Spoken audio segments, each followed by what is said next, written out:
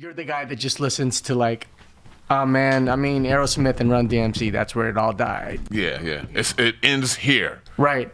But for some people it does end like that. You know, which it's okay. Do you think it's okay? There's nothing wrong with that. It's okay. I'm barely learning that. Yeah, it's okay. But you know, for the person that's like 21 or 22, 23, 24, like they're hearing Run DMC and Aerosmith, they're like, man, this is like dinosaur music. This is ancient. Right. You know, but it doesn't mean that it's not good. You know? I mean, but I think that's where someone like me is important, because it's like I'm able to adapt to the music that's out today, but I'm still gonna give you that dose of like where it all comes from, the classic music, the classic hip hop, the classic R&B. I'm still gonna give you those joints too. Now, in a mixing set. Yes. I'm talking to like Gandalf the Grey, you know. I mean, not out of age, but out of experience. I don't know if I'm Gandalf, but I like the comparison. Thank you, I appreciate it. You know, that's out of respect. Word, thank you.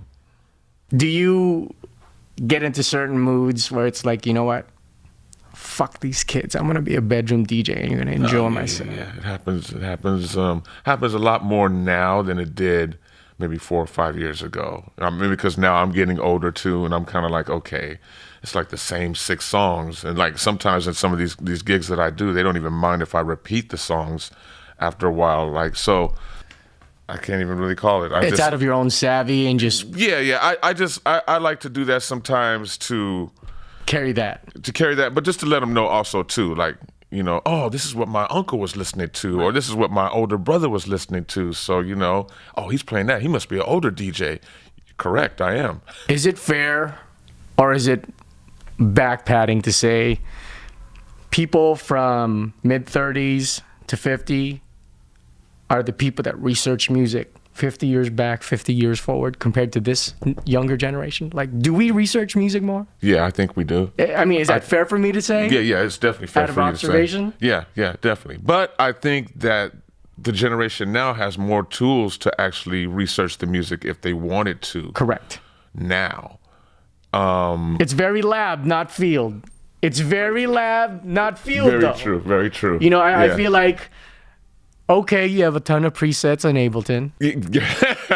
Well, as you can tell, we're gonna chop it up today like crazy. Let's go. Okay, you have virtual instruments. Mm-hmm.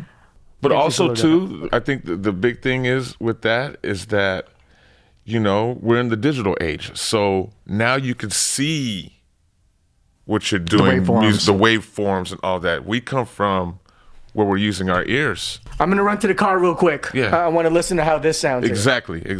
Right. I'm gonna you know. Those are our C speakers back then. I'm gonna go buy this person's album. I'm not gonna download it. You know what I'm saying? Like I was just talking about this the other day. Like I didn't know who a certain producer was that I had on my show. I didn't know he had done certain songs. I knew who the producer was. I didn't know he had done certain songs. Right. And so someone was saying, well, how could you not know that? I go, because I never had the physical copy of the album to look at it and see the producer credits. Right. That's gone now. You know what I'm saying? I mean, it's not gone, but I mean, you know, for the way that I get my music now. Font size and the computer gets a lot fucking smaller. Exactly. And then I got to go and look at information to see who's actually on it. Like, I should be able to look at it, you know, but again, it's not a physical copy. It's a digital copy. So we see music now. And that's why I don't think like when people do research, it's as serious as when we do research, because we come from the days when we were using our ears more, and we still use our ears. Yeah, now we have the digital map in front of us to kind of like, we can look at it. Right. But we still go off our ears. The generation that's out now, they really don't do that. They have to be taught how to use their ears more. I know that because I teach in a DJ school. Mm-hmm. What's the major difference that differentiates LA's style of teaching compared to New York? It's pretty much the same. I just think that New York has a different way to present music than LA does. Okay, so expound on that. New York, the DJs that are in New York, they have a ton of personality. Not to say LA doesn't have personality, but New York is quick to grab the mic, turn down the fader, talk to the audience. You know what I'm saying? Like completely stop the music and talk to the audience. we're out here in LA, we're more about the flow of the music, keeping it going, keeping that energy rocking. We'll talk on the mic, but we won't actually pull down the Completely. fader completely sometimes. Sometimes we will, just to get a crowd response back Right, or whatever. right. But for the most part, I think it's more personality and technique out here. Not to say they don't have technique in New York, because they do, and it's the birthplace of all this stuff that we do. You know, as far as with hip hop and Correct. the culture and turntablism. I mean, well, not turntablism, but DJing in general. Right. You know, Actually mixing. Mixing, instead yes. Instead of just being a selector. Yeah. And train wrecking. Yeah, exactly. You know. And I think that the mixing styles are a little bit different also too, besides just the personality. Like we're more about actually blending, and our transitions are about putting the songs together for 8 bars and then going to the next record. Right. Where in New York, sometimes they'll do that, they'll do the blends, but then it'll also be about just the cutoff, which is pretty much just slamming into the next record. Right. Which is good also too. I think every DJ needs to know how to do that, because it's about the element of surprise. Right. You know, so sometimes it's cool to be abrupt, but you know, it's more about the smooth transition out here in LA. Did you have that mentality where it was blending first? I was lucky enough to grow up around people who were already doing that. A guy by the name of Sid Perry, we call him DJ Mastermind, Okay. in Bakersfield. He was like really big on blending. He had the tricks and everything too, but his transitions were just flawless to me. And then the Baker Boys too, I grew up with them, and they were really big on just mixing and just, you know, going, not only just playing hip hop though, like Friday Night Flavors, Baker Yes. Boys. That's right. Yes, yeah, That's I grew up right. with them. Those that's like my other brothers. You know what I'm That's saying? right. And Are they in Miami now? Not to no, BADD? they're here in LA. Good. They're Sorry. here in LA. Continue. Sorry. You know, so I grew up and practiced with them when I was coming up. So the way that I learned was, of course, listening to Kday and listening to how those guys did. But the Baker Boys and Mastermind Sid Perry were also very heavily influenced by Kday Mixmasters. So, you know, AM Kday for the listeners and yes, the watchers exactly, right there. exactly. So they would take what they learned from there by listening, and then they would try to, you know, emulate it as much as possible and practice on it and get better. And then me being a young buck at the time, I was like watching them, so I started learning from them and also listening to Kday also too. That's how we all came together, because we were all like, oh, you know about Kday? Oh yeah, I know about Kday, you know, because I used to come and stay with my cousin here in Palos Verdes from Bakersfield every summer since '85. So I was exposed to Kday and just everything. An honorary LA. Angelino. Yes, exactly, already. exactly. And I fell in love with the city way back then. But just not only the city, the music, the culture, the whole thing about this place is beautiful. I'm going to make a statement, and I want you to react to it. Okay. If you get into radio, buy music. Once you get out of radio, music will save you.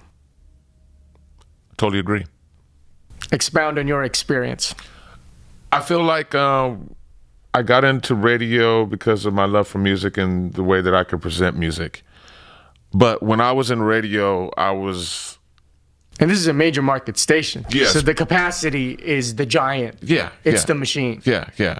You know, I'm getting everything that's out, you know, but still I felt like I could only grow so much as a DJ because I had to go by rules. The mighty playlist. Yes, I had to go by playlists. I had to go by the rules of, like, when you are mixing, like, you know, remember, you're playing for 1 million plus people who are, right. You know, so you got to entertain these people and you got to play them their favorite songs. And so I felt like I could only grow so much being in that environment.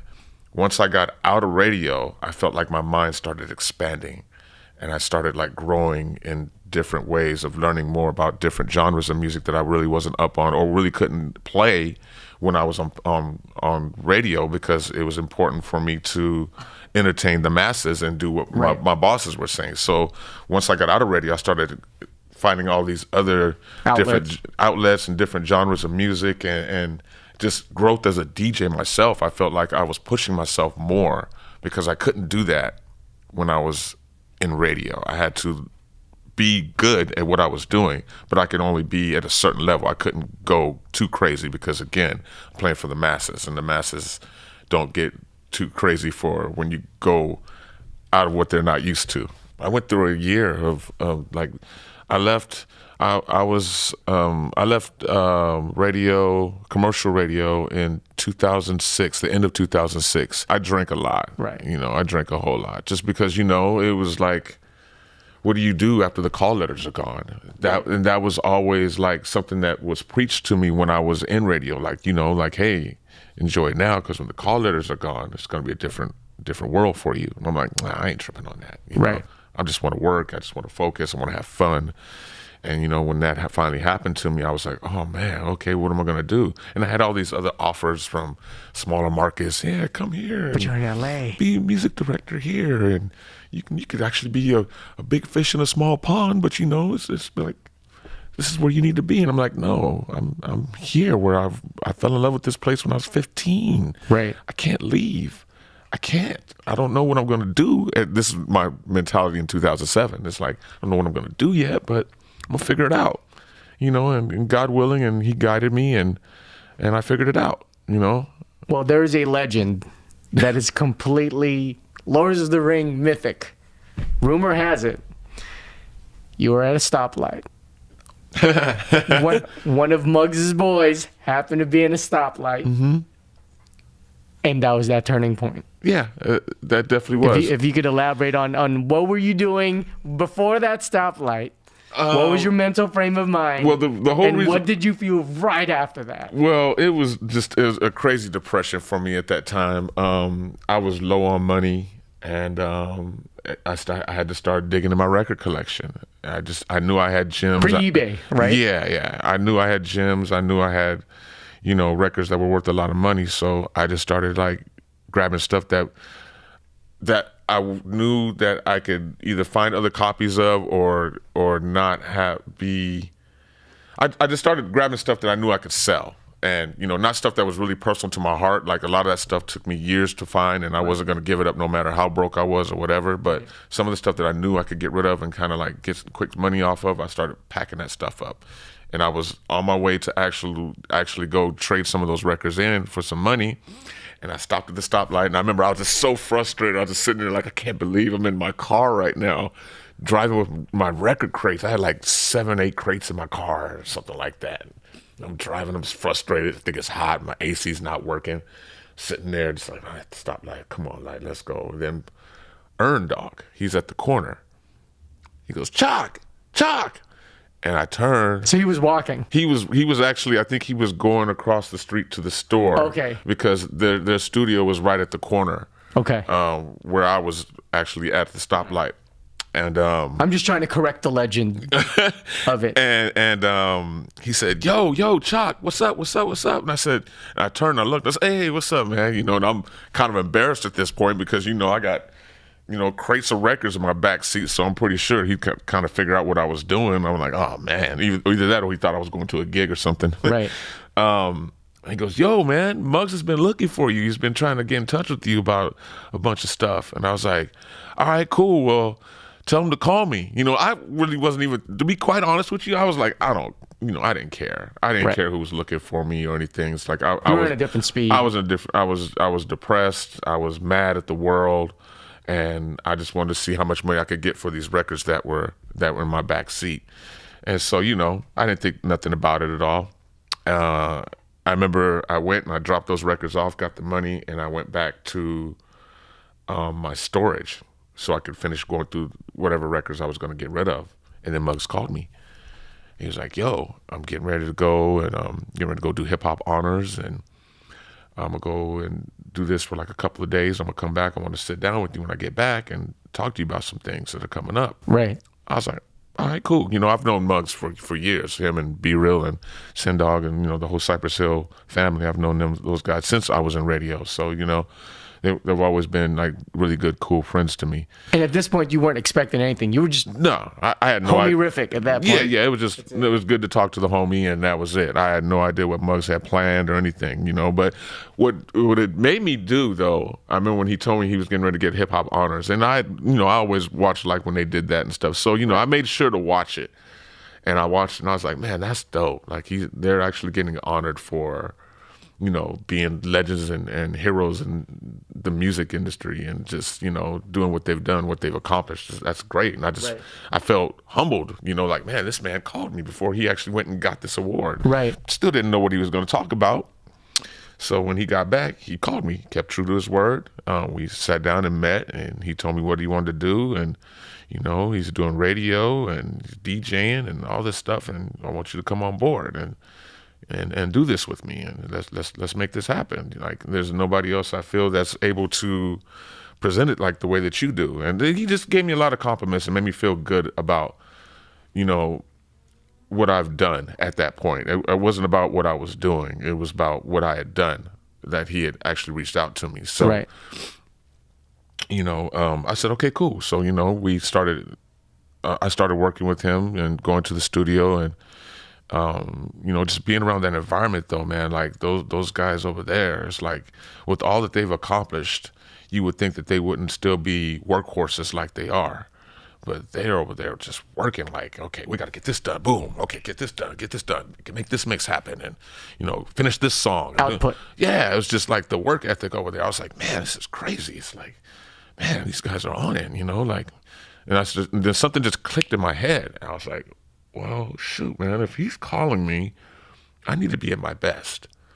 I need to kind of reinvent myself. Like, yeah, what I've done and everything, that's great. And, but I need to reinvent myself. I need to be better than what I was a year ago, 2 years ago, 5 years ago, 10 years ago. Like, all that's been great. And I felt like I got to a really good level when I was in radio. But when I started working with Muggs, and started being around the Soul Assassin compound, and seeing people, how they worked around that place, it really just sparked a fire in me, and to where I said, okay, I'm going to go back to practicing. I'm going to make myself the best DJ I've ever been. And to be quite honest, I didn't think that was even possible when I was still working in radio, because I felt like I was the best I could be at that time, because I was mixing 4 hours a day, 6 days a week. Right. How much more better could you be, Holiday weekend mixes, jump off everything. mixes, right? Yeah. I'm doing everything, I was a man of many hats. And, so I just started like, I'd go to the studio and work with Muggs, and I would go home and work. I worked like 3 or 4 hours with Muggs and do the radio show. Then I come home and I work 4 or 5 hours on myself. So it was like, whatever I would put in there, Soul Assassins, I'd go and work even more harder on myself, because I was inspired. And I didn't think I would ever be inspired ever again like that. Mind you, at that time, I was 38 years old. So I was like, okay, what's going on? What's happening here? Am I really getting back into this? But then I started seeing growth within myself. So that's what even inspired me more. Okay, well, maybe it's not over. I started thinking, maybe I could still take this to another level. Maybe I could take myself to another level. Let's see what happens. And, I just kept that focus and kept working hard like that. And it turned into who you see sitting in front of you today. I feel like I'm better than I've ever been, a better personality, better man, better person, better DJ, of course, and just better father, everything. It's funny because you were losing something you love in the sense of trading music. Mm-hmm. But that incident is what brought you back to music. Yeah. And that's, isn't that crazy? But it's weird because, like, before then, like, I had gone through, like, of course, everybody has bad days or bad years or whatever, but I hadn't gone through anything crazy like that to where it, just changed my entire life and just devastated me, The only thing that I could even, come close to was last year I lost my mother. And, sorry to hear that. Yeah. And thank you. And it was just it was a hard thing. Like, those are the two bad things that happened to me. It's like 2007, 2008, my divorce, of course, and then my mom. Well, my mom is, of course, above all that, but those are the two things that just really changed me. I feel like, especially with my mom. My mom was. If it wasn't for my mom, I wouldn't even be doing music. It was because of her. Like, I got into records. It was because of her. I even liked music in the first place. And, she collected records. She bought records. She was The foundation. yeah. She is was right she there. was a music lover. So I've told this story a million times. But my aunts and uncles would come over. She'd be in a good mood, drinking her little beer or whatever, and she'd have like stacks of 45s. And then like, okay, look, I'll put this stack on. Boom. Your job is every time the stack is done, you take that stack off. You put this next stack on. That's what my job was. I didn't even know, like, I don't even think she knew that what she was preparing me for. I don't even think she realized that I would eventually become a DJ or anything like that. And that is the party aesthetic. Yeah. Like when you eat good food, you drink good drinks, and you listen to good music. But when you're around good company and family, everything tastes better, it sounds better, Yeah. it feels better. Yeah. So that is something that we overlook when we're young. Yeah. But you look back, you step back and go, oh shit, Yeah. that was the ABC 1, 2, 3 of me. That was it. You That know? was it. And in that time too, my mom also showed me how to dance. In that time, this is like I'm talking about like 7, 8 years old, 6, 7, 8, 9 years old. This is all happening at this Right. time. And then by the time I was 10 years old, I'm breakdancing. It's 1980, so if you could do the math, you could figure it out. Like I was 10 years old in 1980, so and that's when breakdancing and everything started coming I'm a around. 75er. Okay, so yeah, 70s baby. You know what it is? The funk, baby, Yeah, the funk. Yep. Yeah, it's just like it's just to think about that and think about like, okay, I started here with the music, and then all of a sudden I started buying records at 13. The only reason why I started buying records, the only reason, was to have the music that I could practice to, because I was breakdancing, I was popping, I was a locker, I was all that. I was into the culture of One of those elements, at least. I'm in the hip hop culture, Right. but at this same time is when I started doing like little tags, like little graffiti. I tried Second element. Yeah, I tried. Second and third element. Breakdancing, popping, locking, graffiti. I So tried that's 3 right there, I party tried people. every element of hip hop possible. The only thing I wasn't good at was the rapping, and still to this day I can't rap for nothing. I'm a shout rapper. You'll never ever hear me rap out loud. And the graffiti I kind of fell off too. I was a bubble letter king back Right. then, but I didn't keep up with it. Now I write like a doctor, so my writing is terrible. That's Wish I all would've good. I'm kept up with Asian, so I write like that. House, squirrely house, it. Yeah, right. snake tail, Korean house. Though I'm Filipino and Chinese. The refreshing thing is, out of passion, you go through this progression, depression, stay in the game. Yeah, It'll rescue you. yeah. On this part of the show is where you put yourself on blast. Okay. So the choice is either or. Okay. Okay. All right. I'm gonna warm you up. Pretty easy. Okay. All right. Pretty easy. Okay. Pretty easy.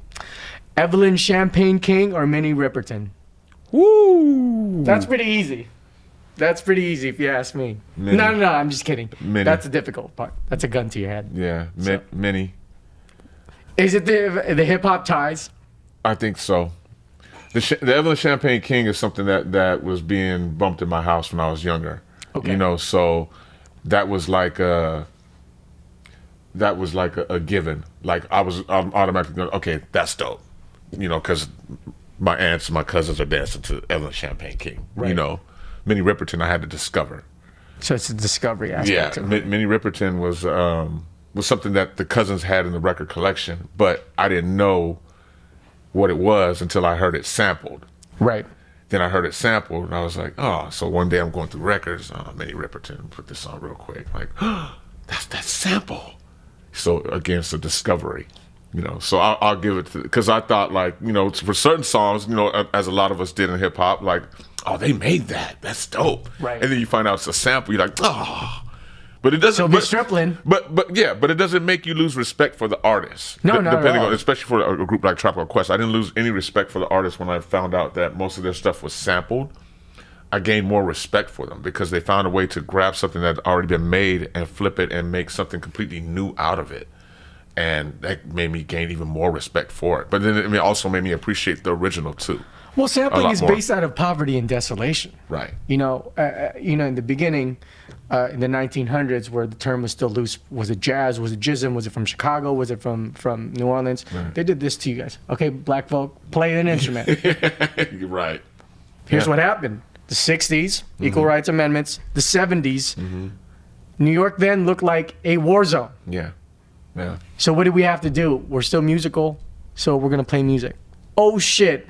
See how they reacted? Let me redo that again. Yeah. Let me do that. And then I'm going to sample it and then produce a beat on top of it. Yeah. So that's born out of poverty and desolation, and a lot of people don't realize that. I agree with you. I've always had the argument of what's better, funky drummer, James Brown, the vocal, or the bonus beats where it's just the drummer by himself.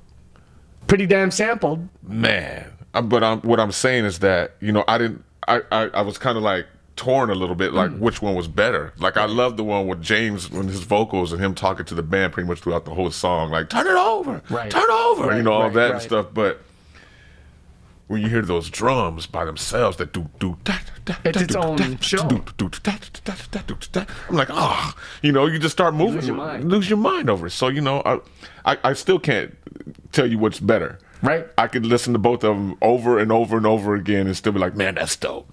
Prince or Lenny Kravitz? Ooh, Prince. Because?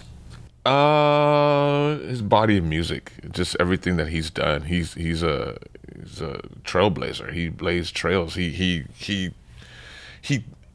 made a movie called Purple Rain that changed my life when I was 14 years old. So Vanity was fun as hell. Yeah. Oh, Apollonia. Woo! Oh, Apollonia. That's right. Oh, you said Vanity, right? Yeah. Vanity was dope too. Yeah. From Vanity. They're from 6. that same thick-bodied Latin mold, though. Yeah. Prince definitely knew how to pick it. I mean, Prince had some bad ones. He had Apollonia, Vanity, Sheena Easton. And he's like 5'2", isn't he? I know. You know what I'm saying? With heels. He's 5'2" with heels on. Right. So, But yeah, Prince definitely. I bet you that motherfucker talks really in a falsetto. Fucking asshole. Probably so. Right? Trying to be fucking whatever fucking octave you prefer, but he's a falsetto motherfucker, cocksucker. I'm just jealous, by the way. I'm just fucking jealous. I couldn't tell at all. Will I Am Black Eyed Peas or Will I Am with the BBE label? Two different Will I Ams. And if you're gonna burn a bridge, I'll just pour the gasoline and I'll light it myself. But okay, well, let me say this: will.i.am is definitely a good friend of mine. I mad respect him. He's been a great friend of mine from the beginning of the whole Black Eyed Peas thing until where he's at now. I really appreciate the things he's done with the Black Eyed Peas. I put out an EP with Kim Hill, by the way. Oh, you did? I've got some history behind me, man. I see. I'm learning more and more about you, man. Yeah. I like what I'm learning, man. You're dope. Maybe I'm patting myself on the fucking back. Sorry. will.i.am BBE, will.i.am BEP. Because there's faces of the Black Eyed Peas too. Right. Okay, I'll put it to you like this. Okay. I take the will.i.am BEP, Black Eyed Peas, from the Joints and Jams era. And is the Macy Gray era okay too? I'll give that one a pass. It's pass. Yeah, it's a pass. It's a pass. But no boom boom pow.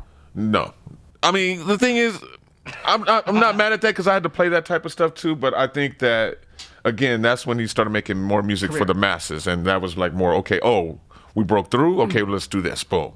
We're loved here. Let's do this. And I'm not mad at him, man. I mean, he's still a great producer, great artist, great person. Right. So there's nothing I can really say bad about the man at all. But I definitely will say the early Black Eyed Peas. will.i.am over the BBE. Over the BBE. I like the BBE project. I did like it. It's dope. I thought it was really dope. But I like that first Black Eyed Peas stuff because it was still hip hop to me, right? And they were having fun, right? And artsy and dancing still. They were still like getting their groove on. You know what I'm saying? I come from the dancing days also too. So, in fact, a short story real quick. Polo, I got all the time. Who's the manager of will.i.am? Okay. They used to come down to Bakersfield sometimes because again, they're at Band Clan days. The at Band Clan days, yes. Before even at Band Clan, they used to come down. And, they're all dancers. And so I'm a dancer. So they used to come down and battle us in Bakersfield. Same thing with the Far Side. The Far Side used to come down and just hang because I was like, they were best friends with my cousin Kai.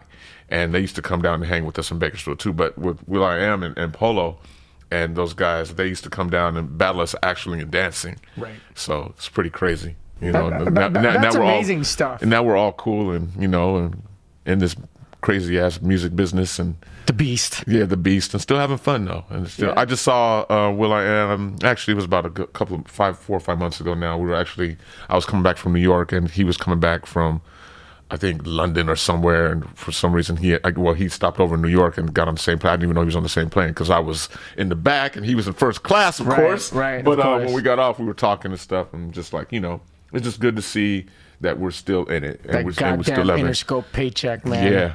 But you know, he's got so many other things going on Outlets now too. Outlets. And That's it's so the king. funny That's what's king is the outlets. Yeah, right? and it's so funny that we're even talking about Will I Am because I just watched X-Men Wolverine last night, and he's in there. Right. And it's just so crazy we're even talking about him. So it's just crazy small world how everything connects. The coincidence. Yeah. It's pretty amazing to me. Yeah. And sharing that was important. Yeah, no doubt. Absolutely important. No doubt. Tribe Called Quest or Slum Village? Gun to your head. Gun to your head. Everything's acceptable though. Okay, well let me break it down real Okay. quick. So Tribe Called Quest, just for their body of work, I mean, their work speaks for itself. The number of albums. Number of albums. You know, I won't talk about maybe the last one. I won't say Beats The Love Movement? The Love Movement. Okay. Beats, Rhymes, and Life, I really didn't think it was dope as the other three, but I grew to like it more as time went on. I appreciate it more now than when it first came out. Well, it was kind of like, it felt like fulfilling a contract. Right. Well, I think they also, that's when they brought in JD, aka J Dilla at the time. So they took a different route in production. So their sound, it didn't get too different, but it was different from what I was used to. Like, it was a little bit more, I don't want to say funkier but it was something different. It was like you're ambient here, you're kind of funky here, you're kind of just, you're riding the drums here. Yeah. I digested it the same way. Slum Village was a critical hub, and they were the last ones that said, you know what, hip hop or die. Yeah. They had that sword. Yeah. And they saw the motherfuckers with the AK-47s shooting at them because it's the BitTorrent, LimeWire era. Yeah. And you know, the full Dirty South. Not that I dislike Dirty South, but that was like that was like the hottest shit at the moment. Yeah. And they had their swords, and they said, I don't care. Boom bap or die. Right. Hip hop. That's why I feel Volume 2 was so critical in showing love. Right. I thought. But it's your point. If I have to pick one, I would pick Tribe. And the only reason why is because even though Slum Village was definitely appreciated, it was a breath of fresh air when they came out at that time, and groundbreaking, and just the introduction of J Dilla, JD at the time. But I got the same thing from JD from Slum Village when he came to Tribe.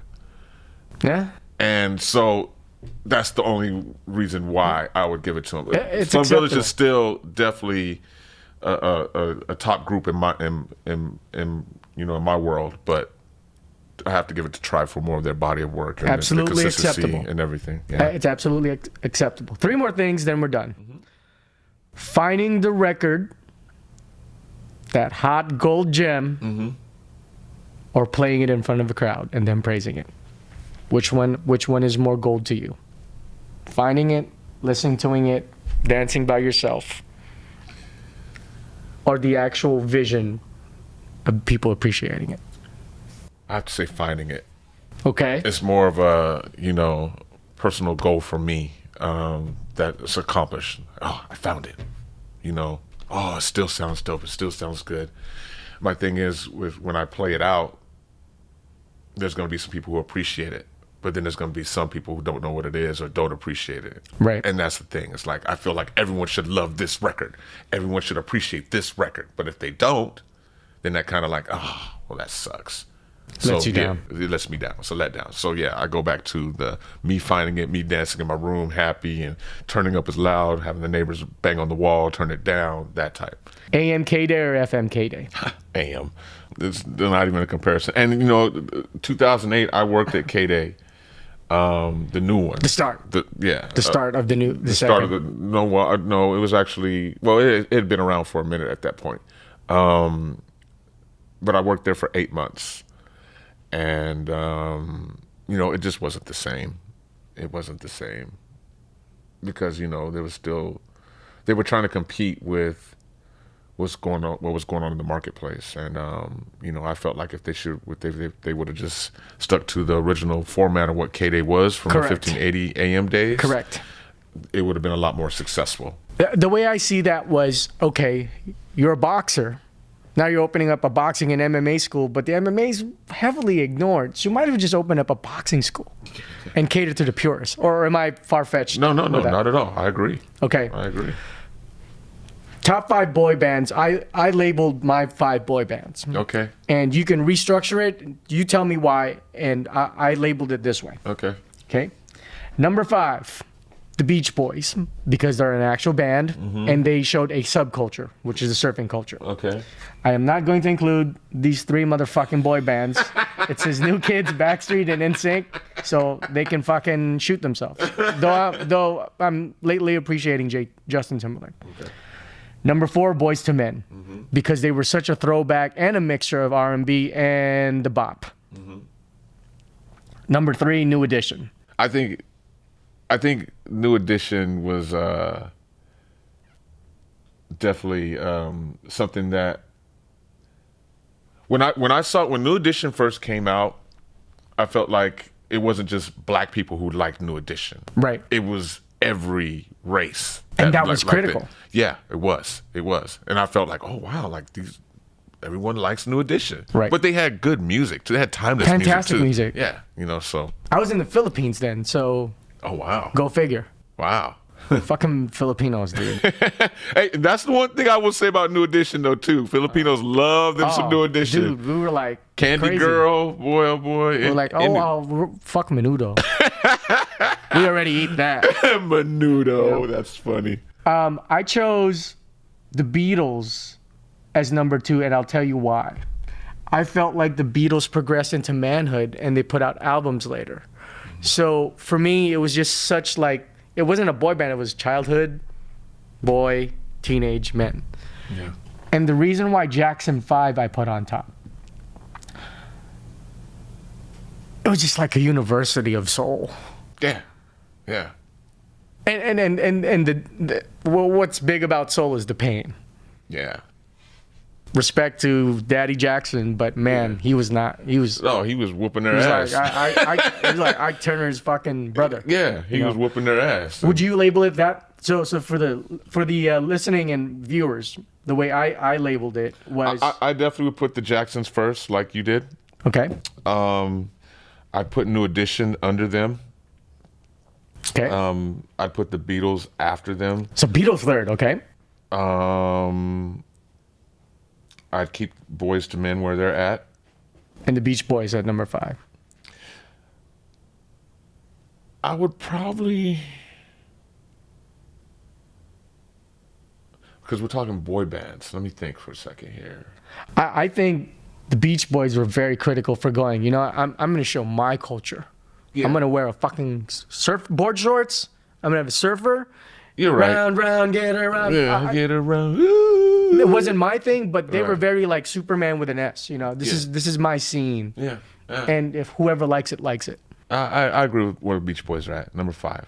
So you would basically, 1 through 5 would be Jackson 5, New Edition, Beatles, Boys to Men, Beach Boys. Yeah. Mr. Choc, it's been amazing. Yeah. Pleasure. Thank you. This is.